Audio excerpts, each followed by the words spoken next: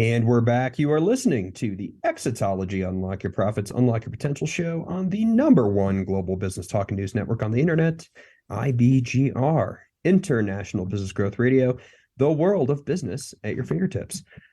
Folks, I'm Jason Wally Waldron, your host, and I am joined here yet again by Brandon Allen, the founder of New Work Revolution.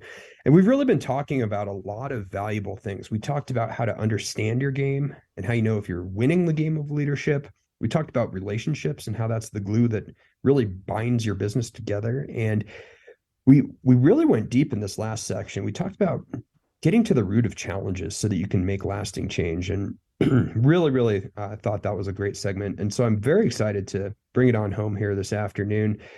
We're going to talk a little bit about how to properly utilize a coaching approach for your leadership to help create the success you want. And so Brandon, with that, let me just give you the floor, and maybe you could give us a sense for how you define coaching versus, say, consulting or something like that. But really just what are you seeing out there? What works when you have a situation? Like, how do you use coaching to your benefit as a business owner? Absolutely. So, the distinction I always make, and a lot of people call themselves a coach, right, when they're really a consultant. So there's a lot of people who do consulting work and they refer to themselves as a coach. Now, a consultant is someone who has subject matter expertise and tells people what to do, gives people some advice and kind of tells them what to do. In a coaching approach, what I'm doing is treating you as the expert on whatever matter it is that you need support and help on. And I use questions to draw out the answer that's going to be most powerful for you. And I'll give you some examples of kind of how this has worked. But I want to start with why a coach approach is so important. And this is a segment from a book that I really like called The Inner Game of Tennis by Timothy Gallwey that really talks about the mental game of performance. And Timothy Gallwey says, when we plant a rose seed in the earth, we notice that it is small, but we do not criticize it as rootless and stemless. So think about this as a new employee. We treat it as a seed, giving it the water and nourishment required of a seed. When it first shoots up out of the earth, we don't condemn it as immature and underdeveloped, nor do we criticize the buds for not being open when they appear. We stand in wonder at the process taking place and give the plant the care it needs at each stage of its development. The rose is a rose from the time it is a seed to the time that it dies. Within it, at all times, and this is important, it contains its whole potential. It seems to be constantly in the process of change, yet at each state, at each moment, it is perfectly all right as it is. This is your team. Their whole potential, and this is you also, your whole potential is already inside of you.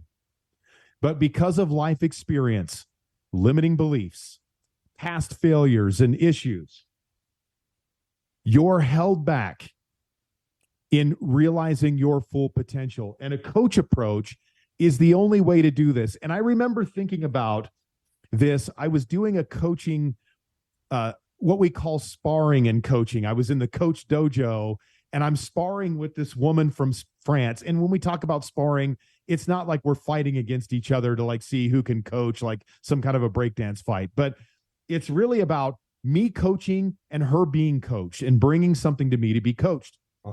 Now, one of the rules of coaching is that you can't tell people what to do. You can't give advice. All we could do in the dojo was to ask questions. Now, in coaching work, that doesn't mean that I never tell people things or whatever.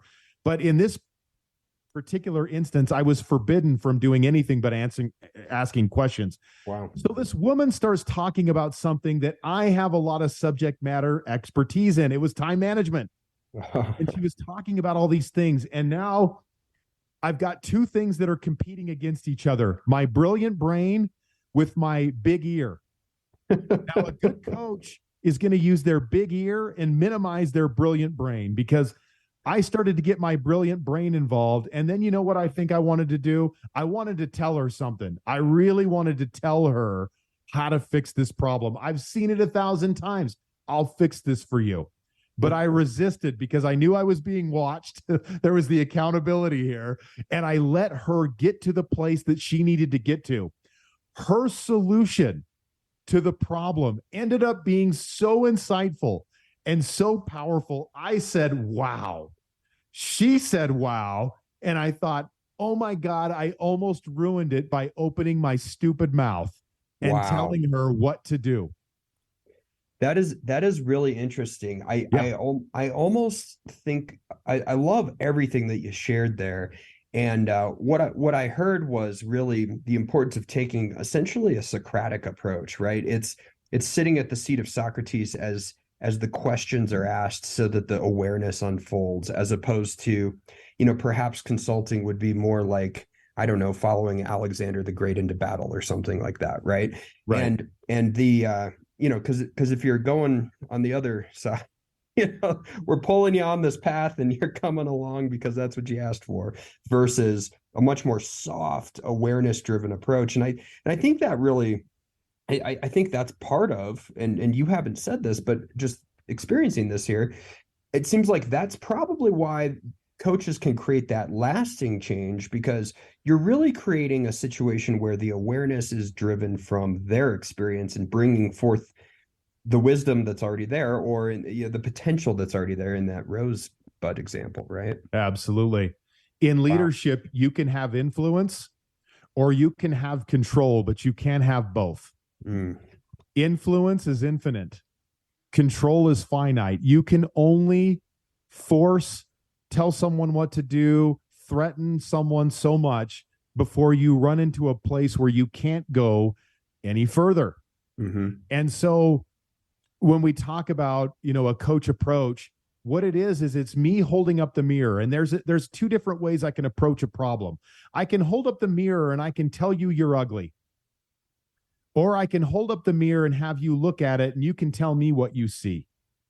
So what I'm doing in coaching is I'm describing a problem and I'm allowing you to determine your interpretation of that particular situation. Yeah. Not for my benefit, but for your insight and your benefit. And one of the biggest benefits of coaching is insight.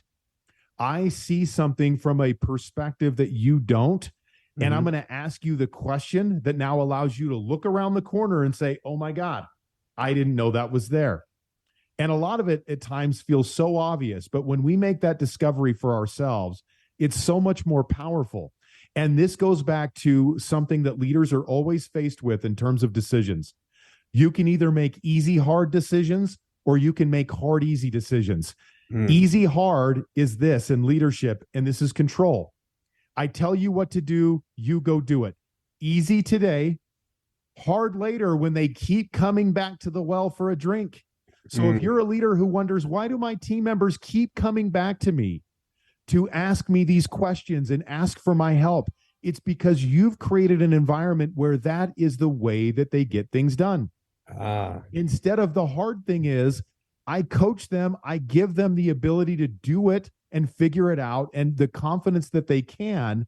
It's hard now because it requires a level of conversation that's more in depth. It's more nuanced. It requires more relationship.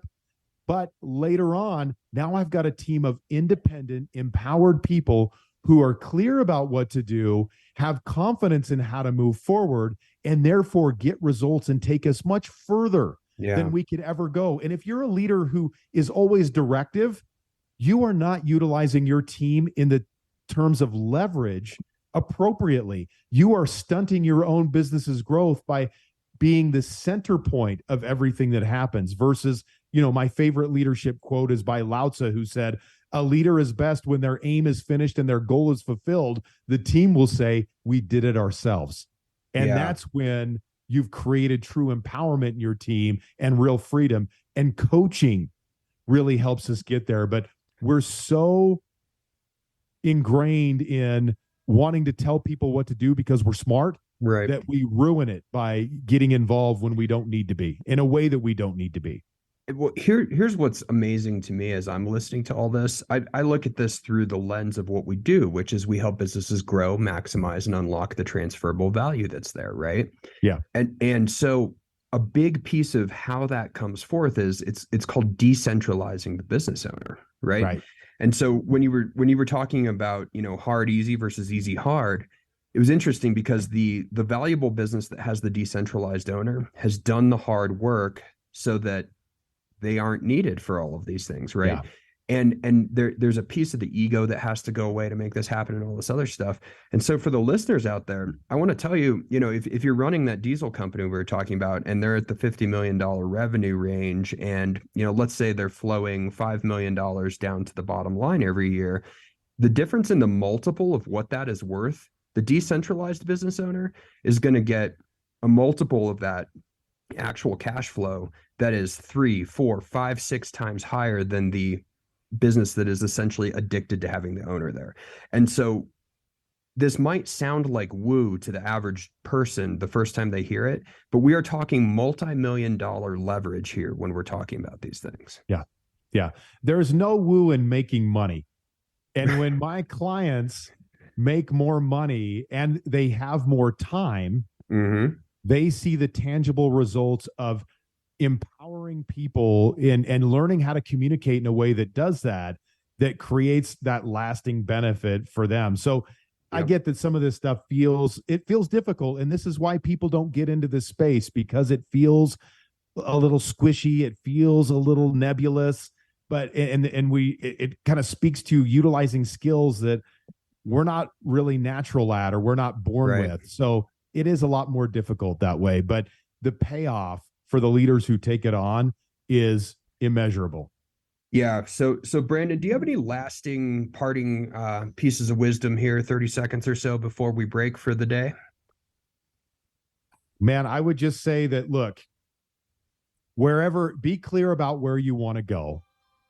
Understand the obstacles that get in your way. And when you notice obstacles, the best thing that we can do is just notice what we're doing. Like, we can talk about more squishy things like being mindful. We didn't even talk about that today, but mindfulness is really about being aware of your surroundings and what your thoughts and feelings are about those things. Start journaling, start paying attention to how you feel, how you think about certain things that arise. I mean, that's such a powerful thing that we can do as leaders. So Brandon, thank you very much for being here today, folks. I could have had about 100 different coaches come out of the woodwork for this, and I chose the one diamond in the rough, who's Brandon Allen here today. And so I really want you to take everything he said to heart here. Brandon, thank you for being with us here today. You can find out more about Brandon and his company at newworkrevolution.com.